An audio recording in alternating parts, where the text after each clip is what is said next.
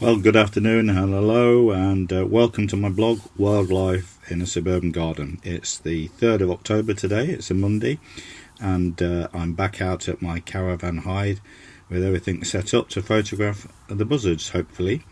I came earlier on this morning, in fact I came just after dawn, hoping to get some action here, but stayed in an hour and a half or so, or nearly 2 hours, and the buzzards didn't visit, which was a disappointment. I expected them to, and I came away because my GoPro ran out of power, and I thought that I needed to sort that out because it's pointless having a GoPro plugged in and working properly, capturing potentially some great shots, and then suddenly all the power goes on it. The battery on the GoPro isn't very efficient really, and I think it's a shame that that's a problem with it. So obviously it needs to be connected permanently to a power source. I decided that I would investigate connecting it to a 12-volt battery somehow, but then of course we're going to have problems charging that battery up, and it's about 200 yards from my car to the caravan hide here, so that was going to present me with some problems, but it wasn't insurmountable. I could have possibly connected the battery to a solar unit or something, but it's all expense and it's all piling up, so there had to be an easy way around it. I'm sure there was. So I went to a place called the Exeter Battery Centre on the Marshbottom Trading Estate here in Exeter, and there was a young lad in there. Well, I say young lad, there was a man in there, young in comparison to me, who was really helpful, and I told him my problem, of course, and we sorted it out. First of all, I was going to connect it to a motorcycle battery, or going to use a motorcycle battery, which we were going to connect a socket, to USB socket into that, which meant that the cable from the GoPro, which is USB, micro USB on the GoPro end and a normal USB socket on the other end, could plug into and then draw its power from the battery, obviously. That was going to work. It was going to work well, actually. I don't know how much the battery was going to cost, but it would have been 25-30 quid or even more, wouldn't it? And then of course there was the socket, so that wasn't a problem as long as it was going to do the job. But suddenly the guy said that he should be thinking out of the box, and he said, why don't you use one of these power packs? Now, this power pack thing, I've got it here. I'll disconnect it for a second.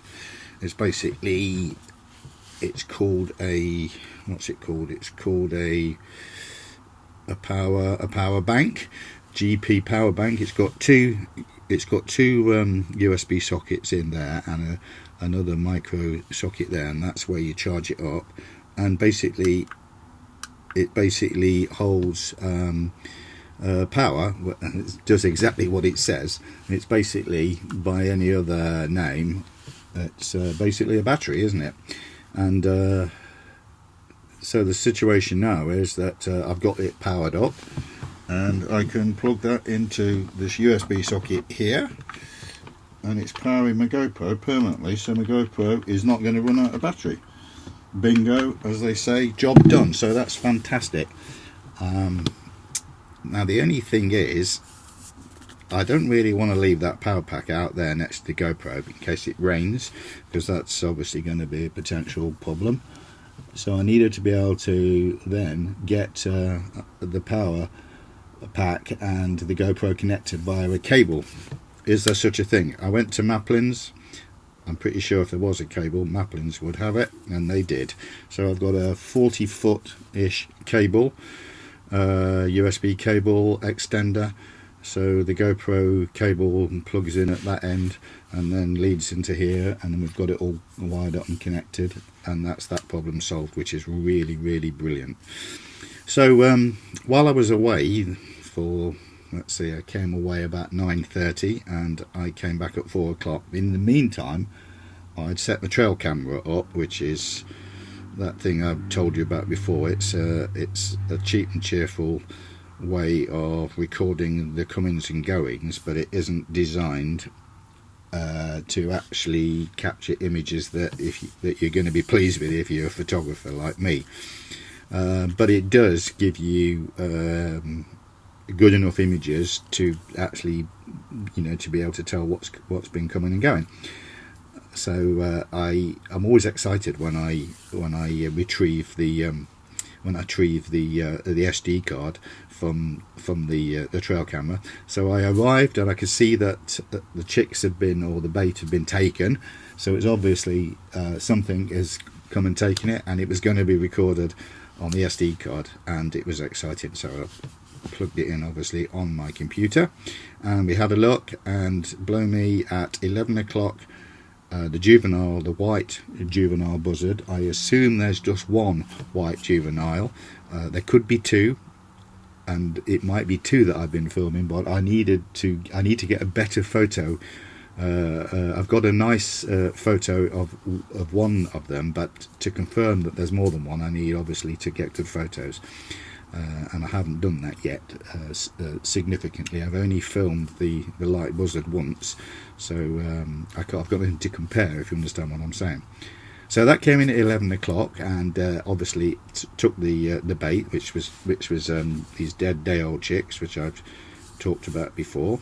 And then it's quiet on the log. The trail camera's just recording a blackbird that came in, and nothing else. And then in the middle of the afternoon, I think it was about 14:20, suddenly the dark buzzard, one of the dark buzzards, that's an adult, came in and landed on the log.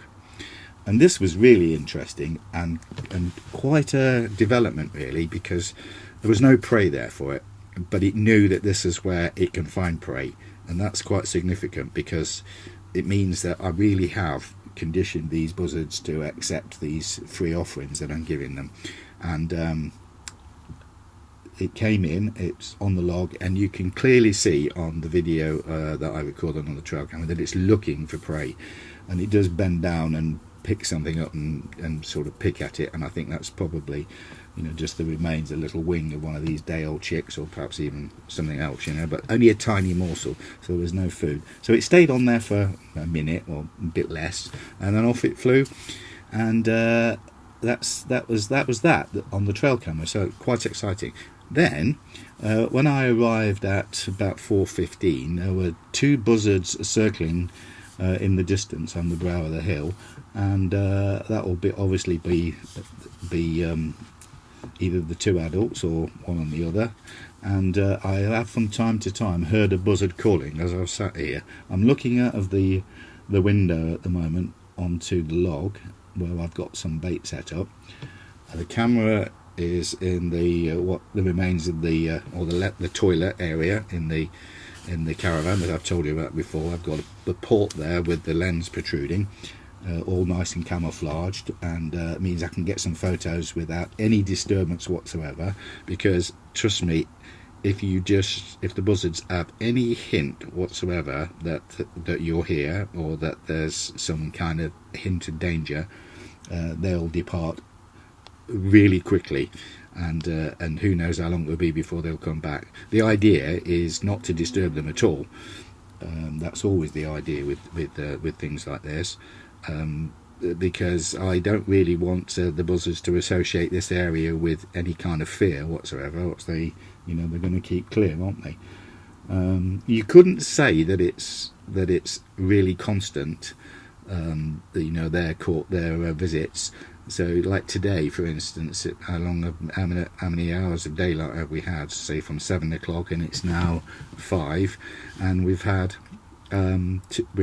two visits. But if you were patient enough and you had the time and you had nothing else to do, you could sit here for that length of time, and we would have had a couple of great photos today. It's just can be so frustrating not to be here at the time. I keep glancing out the window, by the way, because I'm expecting or hoping that we might get a visit in a minute, which is what I'm after.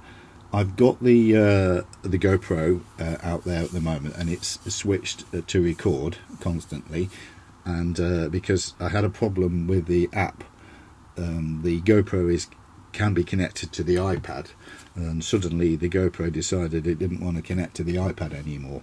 So this Wi-Fi technology, in my opinion, can be a little bit susceptible to breakdown. That's the very least way to describe it. It's a bit unreliable, really, Wi-Fi, in my opinion. And it's like quite a lot of this technology, it seems like, even with computers, at first they had all these wonderful ideas about computers and all this software, and it was as though they like sold it all and put it on the market before it was actually working 100%. And in the main, Wi-Fi fits that category still. It's reliable, but only to a point. Of course, there's lots of things that can be affecting it. Who knows? Something might have gone over, or I don't know, who knows? But something affects Wi-Fi, and I'm not clever enough, and I don't know enough about physics to know what that is.